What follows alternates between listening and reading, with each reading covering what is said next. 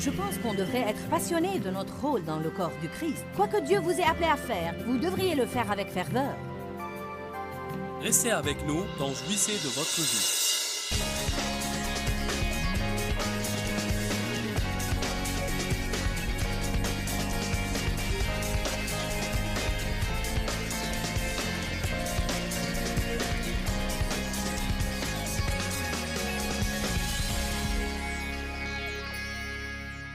On peut être si fervent à un certain temps de notre vie dans notre relation avec Dieu. On peut se réjouir d'un travail qu'on croit que Dieu nous a donné. Ou être passionné par un ministère ou des circonstances particulières. Vous devez bien comprendre que la chair s'enthousiasme des choses nouvelles. Mais une fois que la nouveauté s'est usée, pour conserver cet engouement, vous allez devoir apprendre à vous revigorer dans le Saint-Esprit.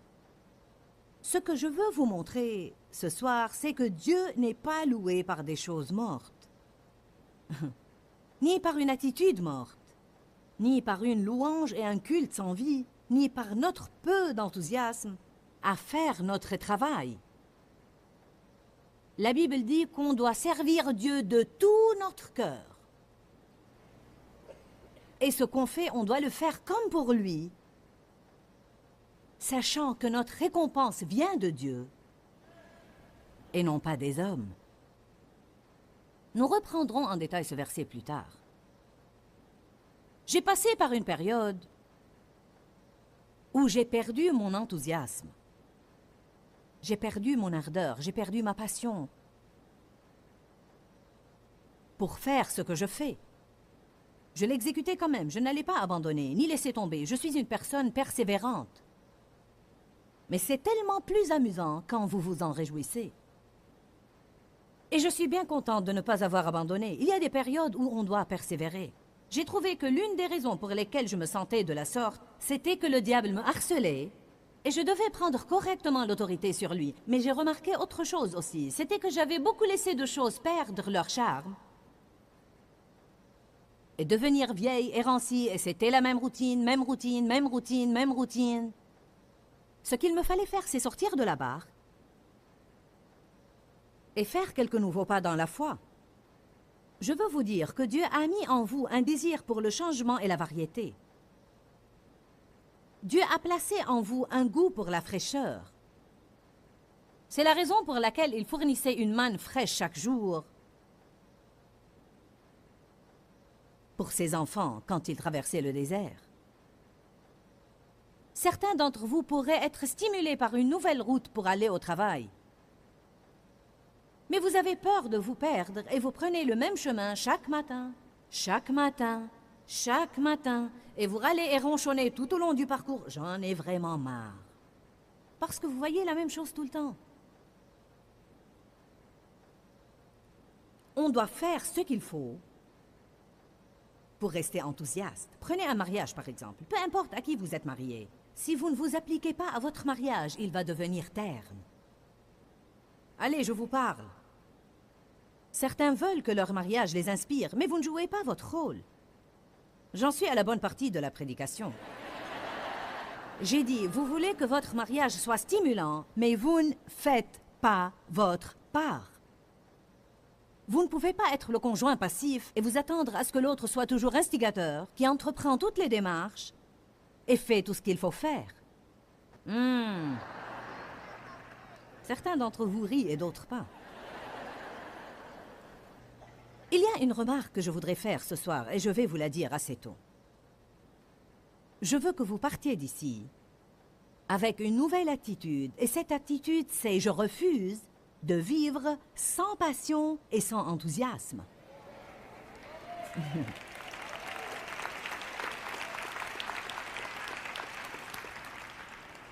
Qui de vous en a marre d'en avoir marre? Vous en avez marre d'être ennuyé et vous voulez que cette flamme revienne. Ce feu scellé dans mes os. Même si je dois voyager partout et faire ça, je veux m'en réjouir. Je ne veux pas simplement le faire. Je veux l'apprécier. J'ai découvert que si je veux en jouir, je dois d'abord garder une bonne attitude. Je dois rester reconnaissante et non pas râler à propos des choses que j'ai demandé à Dieu de me donner et m'en plaindre maintenant parce que je dois m'en occuper. J'ai désiré ce que je fais. Amen. Et je dois leur garder une certaine fraîcheur. Je veux que vous partiez d'ici ce soir refusant à jamais de vivre sans passion et sans ardeur, parce que je crois qu'on devrait être passionné de Jésus. Je pense qu'on devrait être passionné de notre rôle dans le corps du Christ. Quoi que Dieu vous ait appelé à faire, vous devriez le faire avec ferveur. Si votre tâche maintenant est d'être une épouse merveilleuse et une mère formidable, faites-le avec passion. Faites-le du mieux que vous puissiez faire. N'offrez jamais à Dieu un effort réticent et un effort tronqué. Si vous voulez vraiment louer Dieu, alors louez Dieu. Je ne dis pas que tout le monde doit sauter et courir tout autour de l'église pour louer Dieu convenablement, mais il y a quelque chose qui ne va pas quand on apporte des sacrifices de louange dans la maison. La Bible dit que ce ne sont pas les morts qui louent le Seigneur. Il n'est pas loué par un culte mort et indécis où les gens ne font même pas attention à ce qui se passe. Je ne peux même pas imaginer ce qui se produirait dans nos cultes si tout le monde qui y vient arrive enthousiasmé, animé et passionné, au lieu de s'affaisser quelque part en attendant que la sainte majorette ici haut vous exhorte et vous divertisse. Parfois, je sens comme si les gens disaient « Je te brave de me divertir ». Voyons un peu si tu es assez bonne, Joyce, pour arriver à esquisser un sourire sur mon visage. Je ne veux pas applaudir. Vous n'avez aucune idée ce que ça fait pour le prédicateur ou le pasteur. Si vous paraissez intéressé, si vous prenez des notes, si vous souriez, si vous êtes à l'heure, si vous ne partez pas au milieu de l'homélie. C'est étonnant ce qu'on peut faire avec un peu d'aide. C'est fou comme ça incite à donner le meilleur de soi. Vous savez, dans l'Apocalypse 2, allons à l'Apocalypse. Non, attendez, je vous avais dit Romains 12. Lisons Romains 12, 11. Il dit d'un zèle sans nonchalance. Maintenant, le mot zèle signifie empressement et intérêt ardent. Le mot zèle touche à la passion, et la passion veut dire un esprit fervent, intense, une force motrice. Laissez-moi vous poser une question. Pensez-vous que vous obtiendrez grand-chose de ce message si je vous le prêchais sans aucune passion? Si je prêchais sans aucune ferveur, sans aucun enthousiasme, il ne vous serait même pas crédible. Ce n'est pas simplement les mots qu'on utilise, mais c'est l'ardeur, le zèle qui nous anime. C'est le feu dans lequel on vit et ces étincelles qu'on peut envoyer aux autres. Vous devez œuvrer et vous devez inciter les autres à désirer ce que vous avez.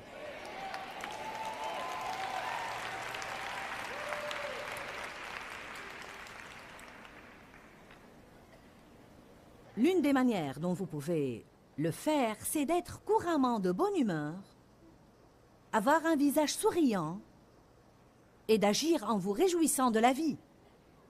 Tout le monde veut jouir de la vie. Je pense que l'un de nos plus grands besoins est simplement de jouir de la vie quotidienne. Pour jouir de la vie et être enthousiaste, écoutez-moi maintenant, parce que c'est important. Pour être passionné et enthousiasmé de la vie, on n'a pas besoin d'avoir quelque chose de rutilant tout le temps. En d'autres termes, je veux qu'on apprenne à être fervent sans avoir besoin de quelque chose de fascinant.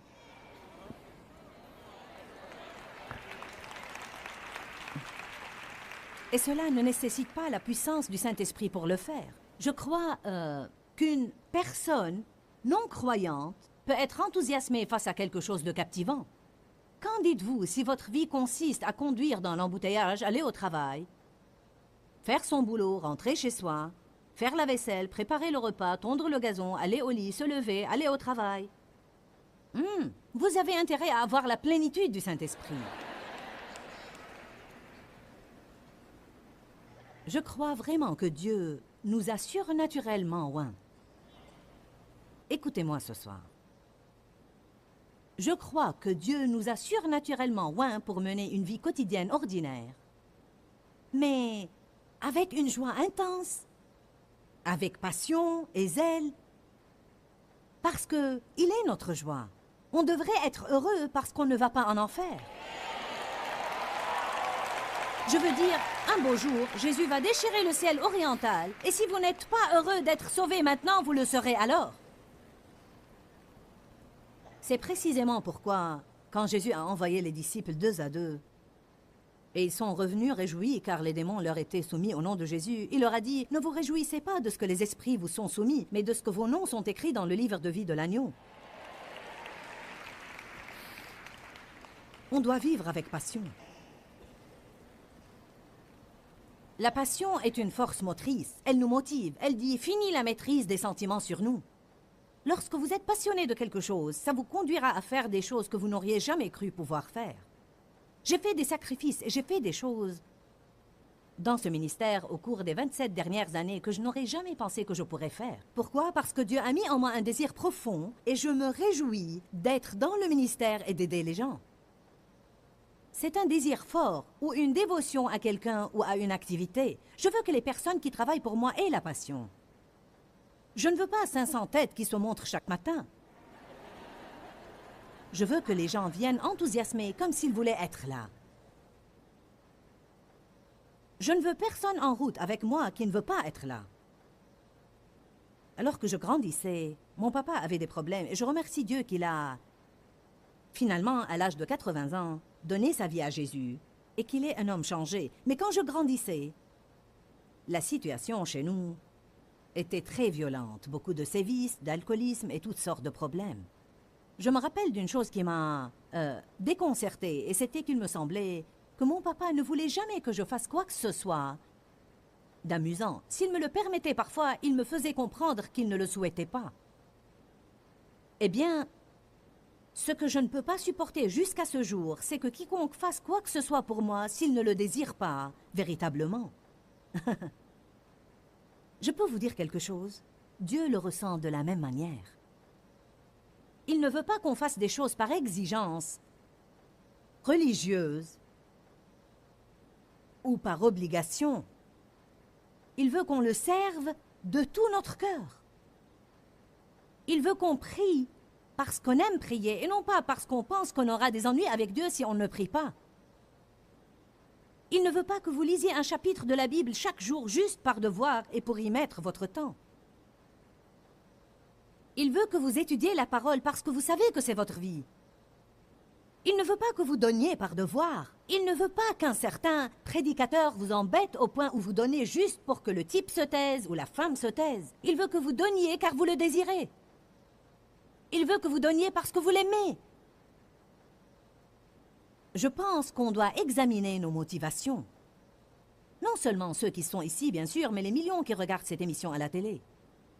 Je vous exhorte ce soir d'être passionné, intéressé, enthousiaste, rempli de zèle et de servir Dieu de tout votre cœur. En fait, si tout ce à quoi vous vous attendez demain matin n'est qu'un autre évier rempli d'assiettes sales, allez donc les attaquer avec enthousiasme. Ne laissez pas cet esprit d'appréhension vous crisper.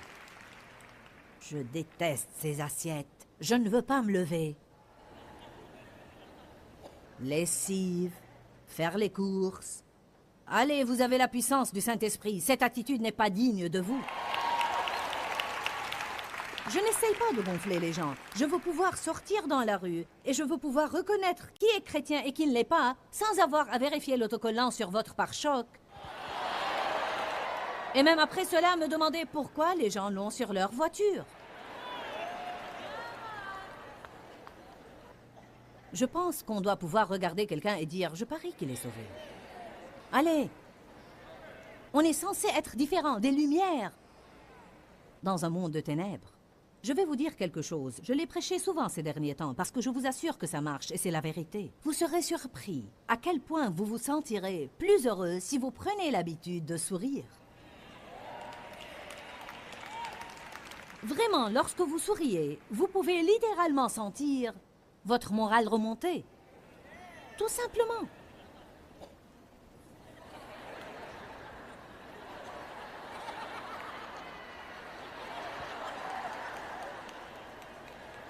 Je suis sérieuse à ce sujet. Vous vous sentez mieux quand vous souriez. Ils disent que ça prend moins de muscles pour sourire que pour froncer les sourcils.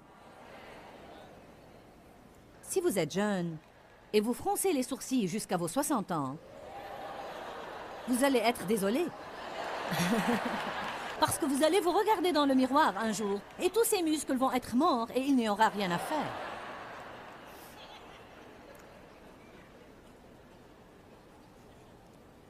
Le zèle.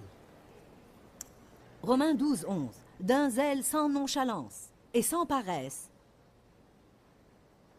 et d'un esprit fervent et embrasé, servez le Seigneur. Apocalypse 2. Je sais qu'en prêchant ceci, il doit y avoir certains qui pensent « Je ne me sens pas passionné. Je ne me sens pas enthousiasmé. » J'imagine Paul en train de prêcher à Timothée dans 2 Timothée chapitre 1. Il lui a dit « Ravive ta flamme, ne laisse pas ton feu s'éteindre. Inspire-toi, passionne-toi. » Peut-être que Timothée ne se sentait pas trop fervent non plus. Mais il n'est pas question de ce que l'on sent, mais de ce que l'on choisit. Amen.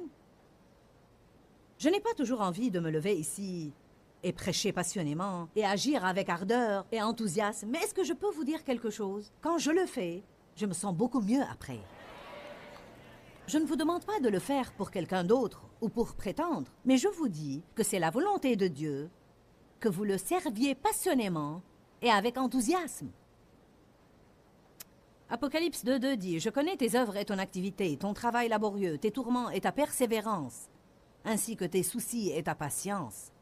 Je sais que tu peux supporter les méchants, que tu as examiné et mis à l'épreuve ceux qui se disent apôtres, messagers spéciaux du Christ, et qui ne le sont pas, et que tu les as trouvés imposteurs et menteurs. Je sais que tu as de la persévérance, que tu as souffert patiemment à cause de mon nom, et que tu ne t'es pas lassé, tu ne t'es pas épuisé ou perdu courage.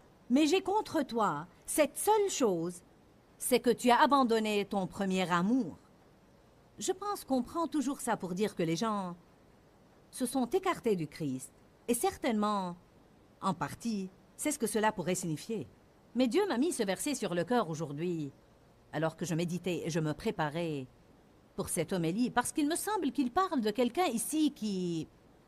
Ils n'ont pas abandonné, ni n'ont perdu courage. Il dit « Je sais que tu persévères, et que tu ne t'es pas lassé, et tu n'as pas abandonné, et je sais que tu as souffert, et que tu as enduré des choses. » Mais je pense qu'ils ne l'ont pas enduré avec une bonne attitude.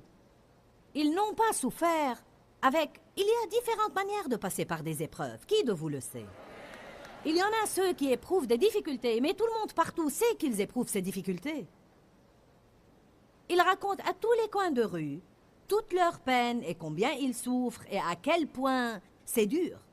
Et puis il y a ces autres personnes, et vous découvrez par hasard ce qu'elles ont subi, alors que vous les connaissiez pendant tout ce temps qu'elles souffraient, et vous ne l'aviez même pas su ou deviné. Vous savez, on finit par respecter ces gens-là et on admire des personnes pareilles parce qu'on pense, tout ce temps-là, alors que vous enduriez tout ça, vous pourvoyez aux autres, vous voulez dire que tout au long de cette épreuve, vous louiez constamment Dieu et qu'au cours de cette pénible expérience, vous étiez toujours à œuvrer et à servir à l'Église? Vous voulez dire que tout ce temps durant, vous aviez toujours le visage souriant et parliez positivement?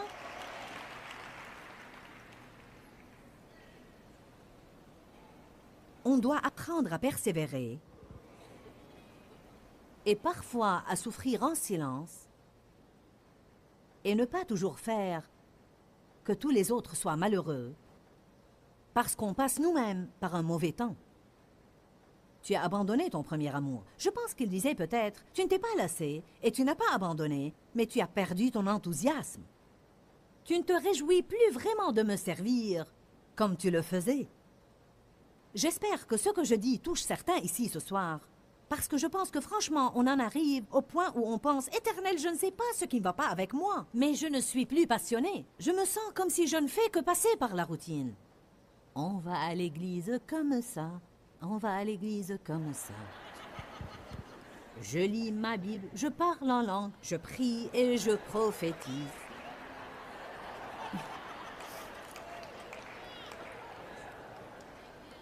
Est-ce que je dis la vérité? Qu'est-ce que tu en penses, Denise? Tu sais exactement de quoi je parle ce soir. Je te connais depuis assez longtemps. Amen? C'est vrai, n'est-ce pas? Et tu aimes Dieu, et tu as un ministère, mais tu es assise ici. Vous voyez, c'est bien que les gens sachent que ça peut arriver à n'importe qui, ça peut arriver à tout le monde, et il n'y a qu'une seule solution. Et ce n'est pas que quelqu'un vienne vous imposer les mains et faire que tous les problèmes disparaissent. Non, pas du tout. Vous devez puiser profondément à l'intérieur de vous, et vous devez reprendre courage, vous raviver dans le Saint-Esprit.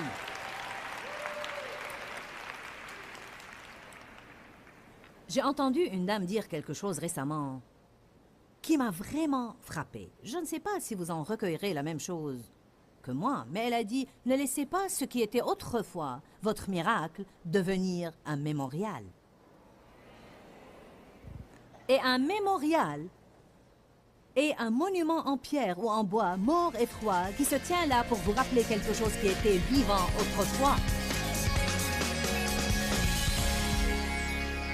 Est-ce que ton lève-toi Eva s'est levé et s'en est allé? Je pense que c'en est le cas pour beaucoup. Avez-vous perdu votre enthousiasme, votre feu et votre ardeur? Si oui, vous devez le récupérer. On doit être passionné de nos vies. Jésus est mort pour qu'on puisse nous réjouir de notre vie quotidienne. Dieu nous a oints pour vivre notre vie quotidienne avec une joie intense et on doit tout attaquer avec passion et ardeur. On doit reprendre courage et nous revigorer dans le Saint-Esprit. Dis-leur que je les aime. Dans ce livret, Joyce Meyer donne une révélation de l'amour de Dieu pour nous.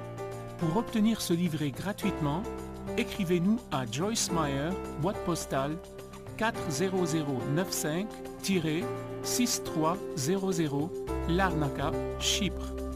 Ou bien visitez notre site web www.joycemeyer.org/fr.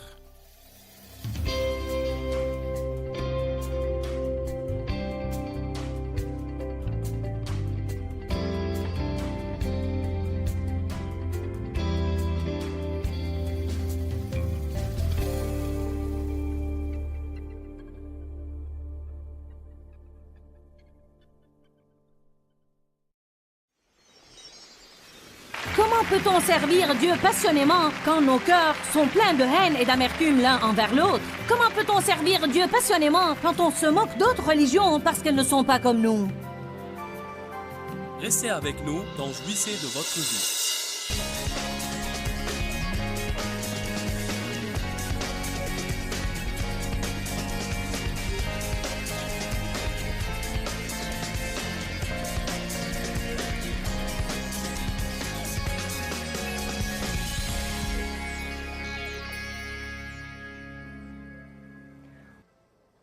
Verset 6. Sachez-le, celui qui sème peu et chichement moissonnera peu et chichement. Mais celui qui sème largement, pour bénir quelqu'un, moissonnera largement et avec bénédiction. Verset 7. Que chacun donne comme il a résolu et selon la décision de son cœur, sans tristesse, ni chagrin, ni contrainte, car Dieu aime, il prise plus qu'autre chose, et il n'est pas prêt à abandonner ou se passer de celui qui donne avec joie, facilement, sans hésiter, et de tout son cœur. Que pensez-vous que ça fait au Seigneur quand on nous parle de donner et on pense « J'espère qu'ils en finiront avec ça ». Je ne suis pas là pour entendre ceci, mais pour la prédication.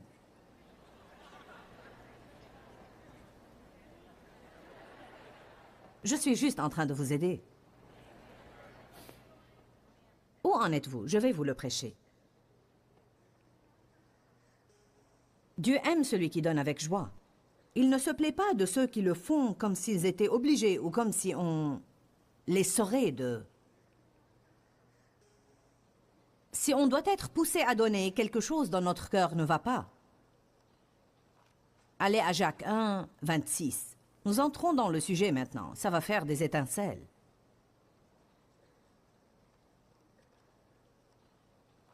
Je vais vous dire quelque chose, et je ne le dis pas de façon prétentieuse, je vous le dis simplement.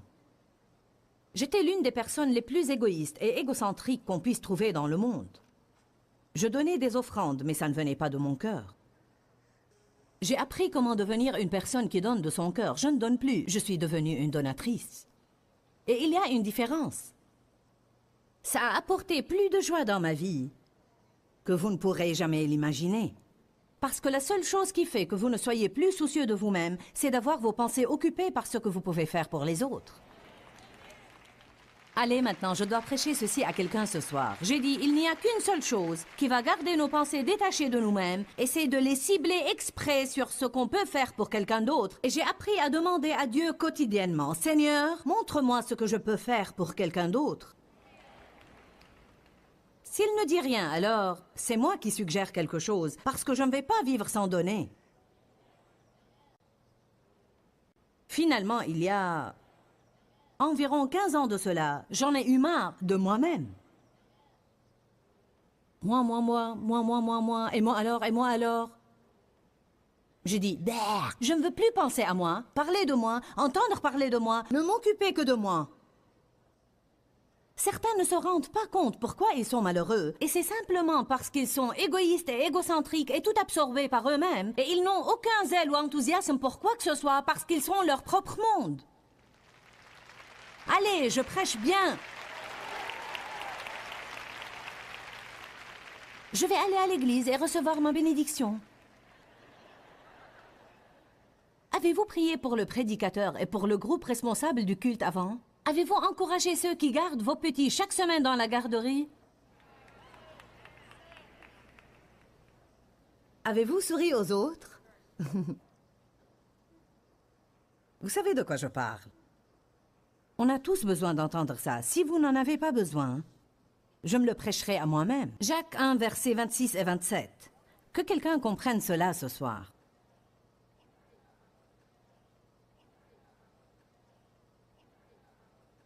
Regardons le verset 27.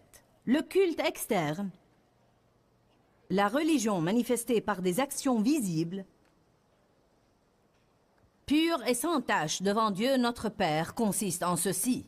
Visiter, aider et prendre soin des orphelins et des veuves dans leurs afflictions et besoins, et à se préserver des souillures du monde. On pourrait faire grand cas avec les orphelins et les veuves. Et j'ai tout un enseignement sur les mères célibataires et les enfants sans père, et la nécessité d'aider les gens oubliés dans le monde, mais disons que ces veuves et orphelins représentent tous ceux qui souffrent. Quelque grande que soit la peine que vous éprouvez, il y a quelqu'un qui souffre encore plus que vous.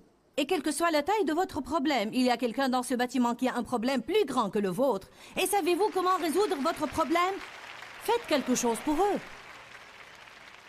Quand on cherche à aider, le problème quand on a pitié de soi, le problème dévastateur quand on a pitié de soi, c'est qu'on pervertit le don de compassion que Dieu a mis en nous et qui est censé nous tourner vers d'autres personnes qui souffrent. Jésus, voyant le lépreux, fut ému de compassion et a guéri le lépreux.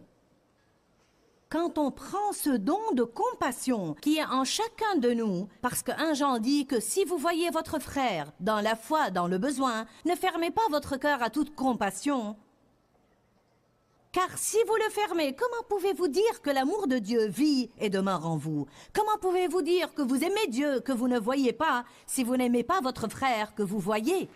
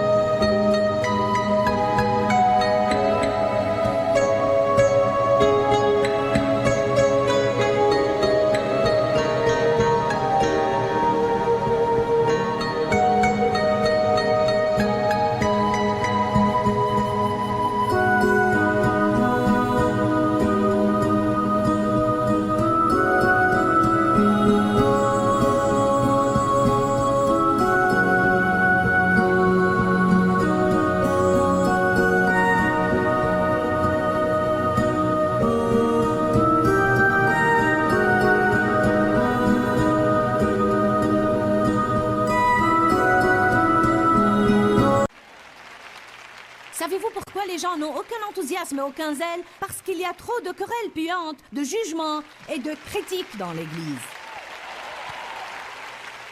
Comment peut-on servir Dieu passionnément quand nos cœurs sont pleins de haine et d'amertume l'un envers l'autre? Comment peut-on servir Dieu passionnément quand on se moque d'autres religions parce qu'elles ne sont pas comme nous?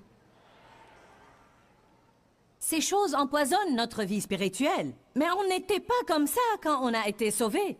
Quand on a été sauvés, on aimait simplement Jésus. Je me rappelle, et vous pouvez penser que je suis folle si vous voulez, mais j'ai été remplie de l'Esprit Saint en février 1976, un vendredi vers 6 heures du soir. Je me suis sentie comme si quelqu'un m'a enlevé la tête, m'a remplie d'amour liquide, m'a remis la tête en place et m'a lâché la bride. J'aimais tout et toute personne qui bougeait. J'aimais les gens que je ne pouvais pas supporter avant. Je vous dis la vérité, je conduisais à travers un champ de mauvaises herbes sur des gravois, et je me rappelle avoir regardé ces mauvaises herbes et pensé « Ces mauvaises herbes sont si belles. » Dieu a créé ces mauvaises herbes. J'étais amoureuse de tout ce qui avait à voir ou avait un rapport quelconque avec Dieu. J'étais ivre d'amour pendant 3 semaines. Et puis ça a changé. Vous dites, pourquoi est-ce que ça doit changer? Parce qu'on doit grandir. On doit apprendre à faire ce qu'il faut, non pas à cause d'un sentiment que l'on a, mais à cause d'un choix que l'on fait. Le commencement de tout ce qui est nouveau est fascinant parce que c'est nouveau. Waouh! Louons le Seigneur! Mais que se passe-t-il quand cet émoi disparaît?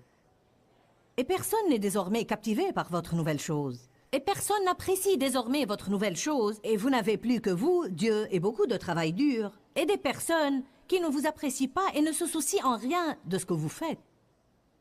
C'est là qu'on sépare ceux qui vont réussir de ceux qui n'y arriveront pas. C'est là qu'on sépare ceux qui vont marcher dans la vraie prospérité et la vraie joie et la vraie puissance de ceux qui ne vont jamais rien avoir d'autre que du battage creux et de la religion morte.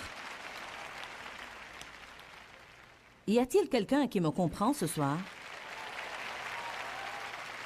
Je refuse de servir Dieu un jour de plus de ma vie avec une attitude morte. Je refuse de servir Dieu sans passion ni zèle et je me secouerai dans le Saint-Esprit si Dieu me donne la grâce de le faire. Je ne vais pas vous attendre pour venir me remonter le moral. Je vais aimer mon message ce soir, même si vous ne l'aimez pas. Allez maintenant. Pourquoi est-ce que je viendrais prêcher avec tout ce que j'ai? Vous n'êtes pas comme ça, je ne vous critique pas. Mais vous savez, je me rappelle une conférence que j'ai conduite une fois dans une petite ville au dehors de Saint Louis. Et c'était une petite église, mais elle était des plus mortes qui soient. J'étais arrivée, Dave et moi avions mis nos quelques cassettes dans la voiture et nous avons étalé nos quelques cassettes sur la table. Et j'ai commencé à leur prêcher la parole et j'ai pensé, oh mon Dieu. Je veux dire, il n'y avait pas une seule chose pour m'encourager.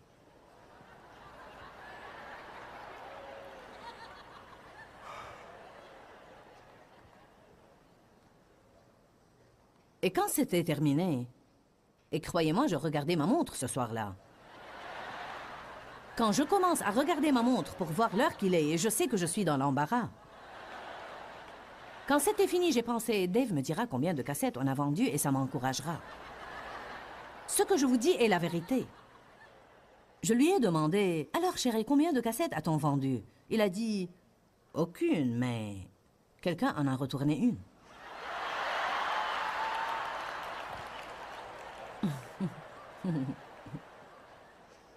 Mais vous voyez, ce que j'ai fait alors, c'est que, et j'en sais plus long depuis, je les ai laissés voler ma joie. J'ai laissé leur inertie éteindre ma flamme. J'ai laissé leur manque d'enthousiasme refroidir et glacer mon enthousiasme et mon feu. Mais vous savez, on doit cesser de laisser les autres contrôler le degré de notre joie.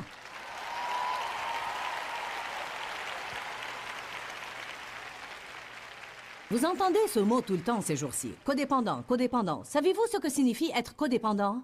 C'est être en rapport avec une personne telle que si elle est heureuse, vous êtes heureux. Mais si elle perd sa joie, alors vous perdez votre joie, car vous attendez de voir ce qu'elle va faire avant de déterminer dans quelle sorte d'humeur vous allez être.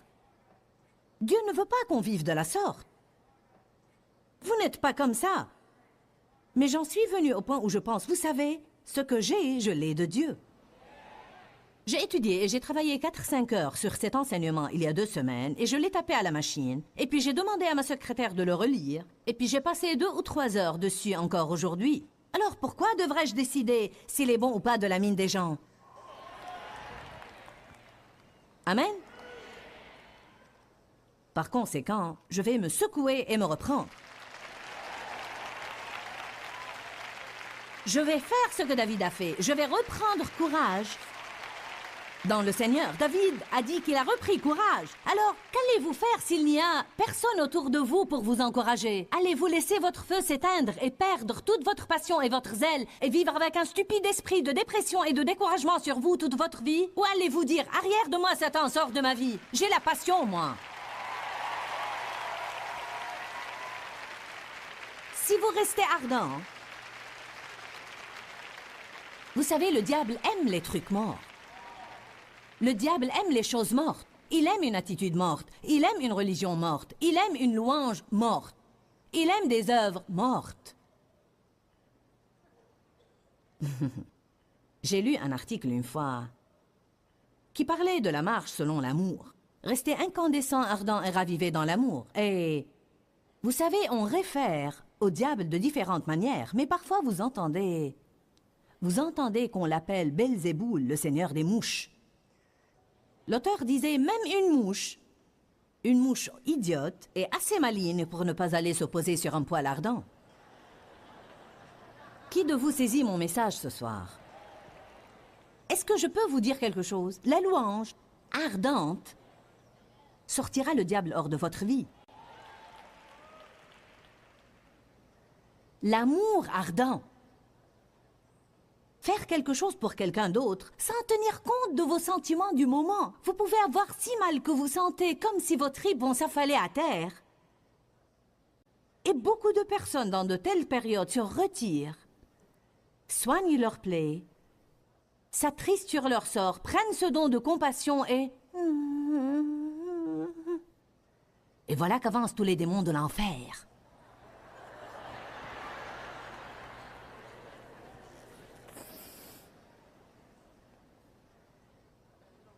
En fait, j'ai enseigné ce message sur l'amour pendant 15 ans. Ça m'a littéralement sauvé la vie. D'une façon ou d'une autre, je l'intercale dans beaucoup de mes prêches, mais Jésus dit que c'est à ceci que nous reconnaîtrons les croyants. C'est par l'amour qu'ils ont l'un pour l'autre. Comment peut-on espérer avoir la passion, le zèle et l'enthousiasme pour aller à l'église le dimanche matin si tout ce qu'on va faire c'est nous asseoir là et juger le prédicateur, la sœur Smith et la sœur Jones, et puis aller nous asseoir ici et apercevoir quelqu'un avec qui on est fâché et alors décider d'aller nous asseoir là-bas? Et ça continue. Qui de vous sait que ça continue? Les querelles sont un esprit démoniaque qui sort de l'enfer et apporte la destruction à tout ce qu'il côtoie. C'est l'une des choses qui souffleront votre feu, je veux dire l'éteindre totalement. Acte 10, 38 dit, « Vous savez comment Dieu a oint du Saint-Esprit et de feu Jésus de Nazareth qui allait partout faisant du bien et guérissant tous ceux que le diable tenait asservis. » On doit rester en feu. L'oisiveté. Ne rien faire. Être paresseux. Tout ça éteindra votre feu. Vous savez ce qu'était le péché de Sodome? On pense toujours que le péché de Sodome était la perversion sexuelle. Vous demandez presque à n'importe qui, et ils énuméreront des péchés sexuels. Ah oui, Sodome, mon Dieu! Ézéchiel 16, 49, voilà quel a été le crime de Sodome. Orgueilleuse, repue dans l'abondance de nourriture, insouciante et oisive, telles furent ses fautes et celles de ses filles, et elle ne raffermissait pas la main du malheureux et de l'indigent. Son gros problème, c'était qu'elle ne faisait rien pour quiconque. Que signifie le mot oisif? Inactif, désœuvré, stérile, inoccupé, inefficace, bon à rien et mort. C'est surprenant ce qui se produit quand on se sent mal et on va faire quelque chose. Évidemment, il y a des périodes où vous êtes malade et vous devez vous reposer et prendre soin de vous-même. Mais j'ai appris il y a longtemps, je veux dire bien des fois, on ne reste pas à la maison sans aller travailler juste parce qu'on se sent mal. J'ai trouvé que parfois, plus on se caille, plus on s'aigrit. Hier soir, j'ai animé un programme télévisé qui sera diffusé dans quelques semaines. Mais j'étais assez fatiguée hier. Et j'ai pensé, aller là-bas, mon Dieu, je ne me sens pas bien, je suis plutôt fatiguée. Et j'ai mal un peu partout. J'y suis allée quand même. Et j'ai épanché mon cœur à tout le monde, jusqu'à m'oublier complètement. Et quand je suis sortie du studio, je me rappelle avoir pensé, ah, comme je me sens bien. J'étais énergique, j'étais en pleine forme. Dieu m'a rappelé de nouveau aujourd'hui que la raison pour laquelle je me suis sentie si bien était parce que j'ai détourné mes pensées de la façon dont je me sentais. Et je suis allée être une bénédiction pour quelqu'un d'autre. On doit faire quelque chose, sinon on ne va pas être heureux. Écoutez-moi, tant de personnes vont à l'église et tout ce qu'elles font, c'est occuper de l'espace dans un banc et maugréer au sujet de ce que les autres ne font pas. Oh, bien sûr que je prêche bien et je ne vais pas vous regarder pendant quelque temps.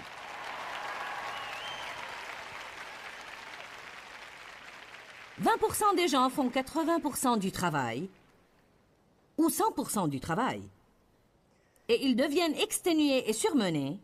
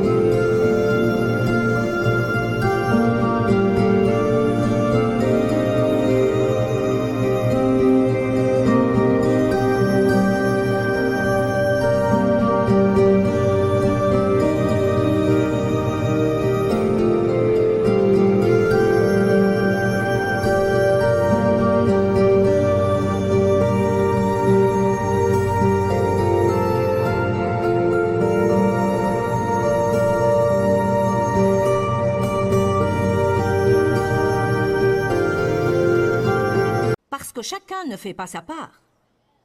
Avez-vous jamais vu un temps pareil dans votre vie où il y a autant d'égoïsme et autant de mécontentement et d'avarice qu'il y a dans notre société aujourd'hui? Je ne critique personne ici, je parle de partout dans le monde. Je vous dis qu'il y a une raison pour ça. Il y a une raison pour toute cette tristesse. Il y a une raison pour tous les problèmes mentaux et les problèmes émotionnels que les gens ont. Et je crois qu'ils sont tous liés à « et moi donc, et moi donc, et moi donc ». Vous dites « non, ce n'est pas ça, j'ai des problèmes ». J'ai des problèmes. Je suis sûre que vous en avez. J'ai des problèmes aussi. Vous ne savez pas ce que j'ai enduré l'année dernière. Vous n'avez aucune idée de ce qui s'est passé au cours de cette dernière année, mais je n'ai jamais arrêté de servir. Car ça ne va rien faire de bon. Ça ne va pas résoudre mon problème si je reste chez moi à nourrir mon chagrin. Amen. Ah non, je ne vais pas faire ce robot. Je fais ça tout le temps. Vous autres, vous allez me pousser à le faire, n'est-ce pas?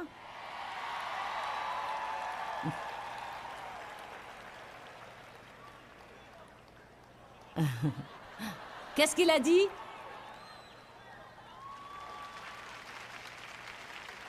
fais-le avec zèle. D'accord, vous m'avez bien eu. Il y a quelqu'un qui a compris le message ce soir. Voyez, il m'a prise au mot. J'ai dit d'accord, je vais le faire. C'est exactement ce dont je parle ce soir.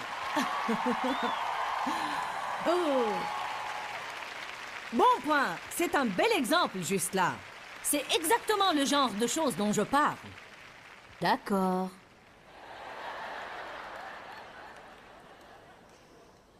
Je vais faire le robot. Vous savez, l'attitude, c'est ce qui compte le plus pour Dieu. D'accord, j'irai te chercher pour aller à l'église si c'est la seule façon pour que tu y viennes. Bon, si tu ne peux trouver personne d'autre, je garderai les enfants.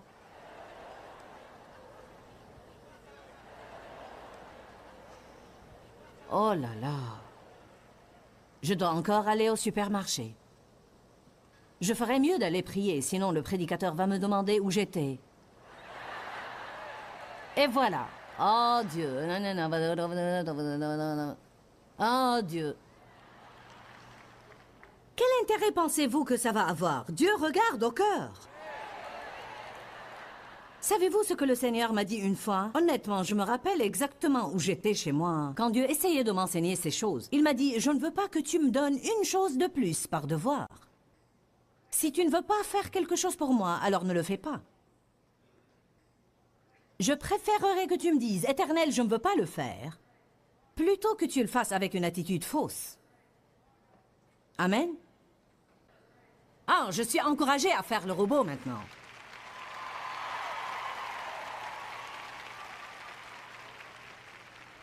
Pensez-y un peu. Quand on fait quoi que ce soit avec une attitude morte, ni elle fait plaisir aux gens, ni elle nous satisfait. Ainsi, on ferait mieux d'en faire moins. Oh oh, je sens une nouvelle révélation. Car une autre raison pour laquelle les gens n'ont pas l'enthousiasme, c'est parce qu'ils sont surmenés. Ils essayent d'en faire tellement qu'ils arrivent au point où ils ne veulent plus rien faire. Ils ont été épuisés si bien qu'ils ont une mauvaise attitude sur tout ce qui s'y rapporte. Je me rappelle avoir travaillé si dur. Une fois, j'ai fait 13 conférences Joyce Meyer complètes. Et en ce temps-là, je faisais 5 sessions. Et donc, j'ai fait 13 conférences pendant 13 week-ends de suite. Et j'étais si fatiguée, si épuisée, que je ne pouvais même plus raisonner mentalement. Et je suis passée par le bureau et j'ai...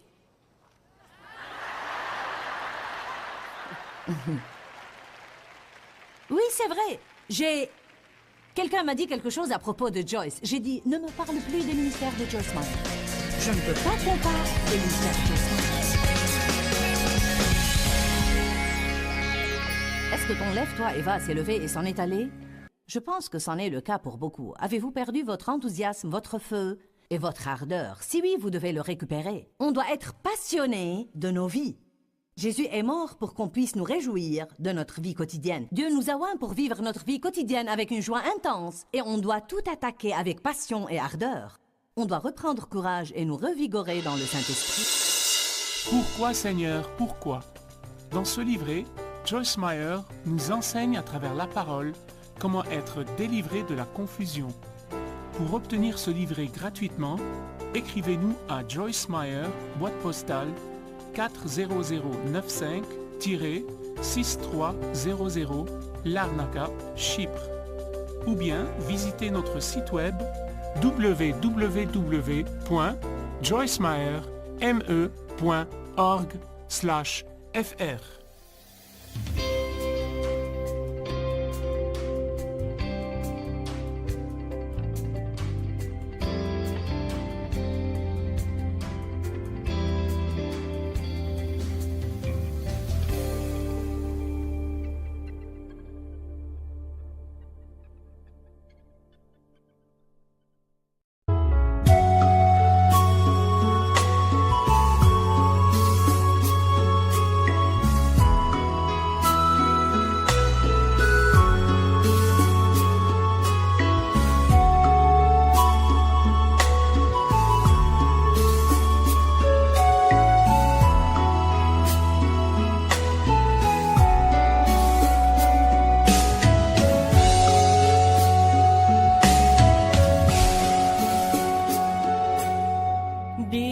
phương trời vẫn nhớ tới quê hương.